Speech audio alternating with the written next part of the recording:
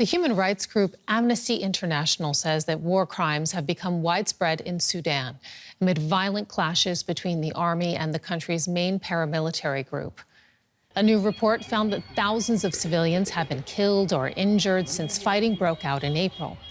It says there have been deliberate attacks on neighborhoods, hospitals, and churches, and scores of women have been subjected to sexual violence. Amnesty is calling for soldiers and commanders to be held criminally responsible. And for more details on Amnesty's findings, let's cross over to London and speak with Donatella Rovera. She is one of the authors of that Amnesty report. Thank you so much for joining us here on DW News.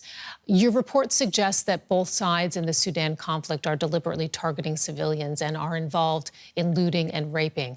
Tell us more about what you found.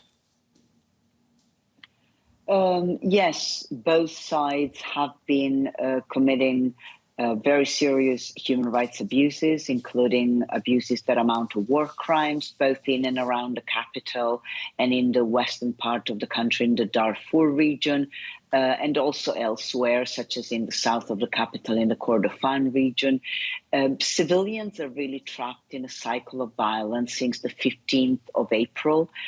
Whereby they are not safe anywhere. Civilians have been killed and injured in their homes because both sides are fighting within densely populated civilian areas, residential areas. They're launching attacks from these areas, killing and injuring civilians in their homes. Civilians have been killed and injured as they were trying to flee or even in the very places where they sought safety. Both sides have also deliberately attacked civilians, specifically men, in various parts of the country, particularly so in the Darfur region. And in all the conflict-affected areas, women and girls have been abducted. They've been raped and sexually assaulted in their homes when they're out going to buy food. And really, there is no safe options for civilians right now in Sudan. And much attention has been focused on the rapid support forces. Many of the horrors documented in Darfur and the capital Khartoum are attributed to them. So is this armed militia the main perpetrator of the war crimes in Sudan, according to your findings? There are several perpetrators, but indeed the rapid support forces, the paramilitary rapid support forces, are the perpetrators of the majority of the crimes that we've been able to document, both in and around Khartoum, where they are the ones who are controlling the streets in many areas, and in the Darfur areas where both the rapid support forces and their allied Arab militias have been targeting civilians, destroying infrastructure, looting, burning people's homes, in some cases entire neighborhoods, and including attacking civilians as they flee the country. You mentioned the cases of sexual violence against women in particular. Can you give us a sense of the scale? How widespread is that in the Sudan conflict? It is widespread in that the cases that we've been able to document have occurred in all the conflict-affected areas in and around the capital, as well as in different parts of the Darfur region.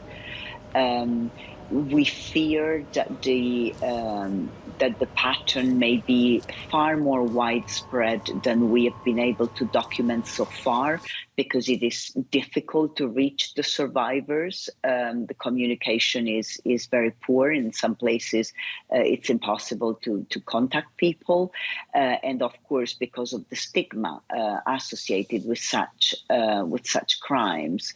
But even what we've been able to document so far is incredibly worrying. There's been repeated international attempts to end the fighting in Sudan. Those have failed. And I'm wondering if you have a message right now to either the parties or to the international community. What can be done to protect the population? Obviously, the message to the parties is that they have to put an immediate end to the violation and the war crimes that they are continuing to perpetrate.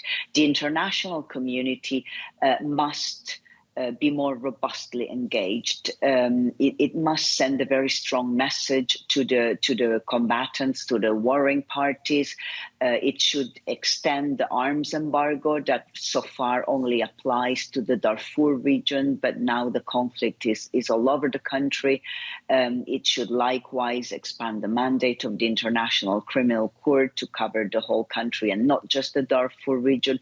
It should set up an independent investigation so that this would let the warring sides know that the impunity that their combatants have been enjoying until now, that is not going to be the case moving forward. And that would be a powerful disincentive for the warring side. It must also increase support for the humanitarian aid to Sudan and the neighboring countries. Donatella Rovera from Amnesty International, thank you so much. Thank you.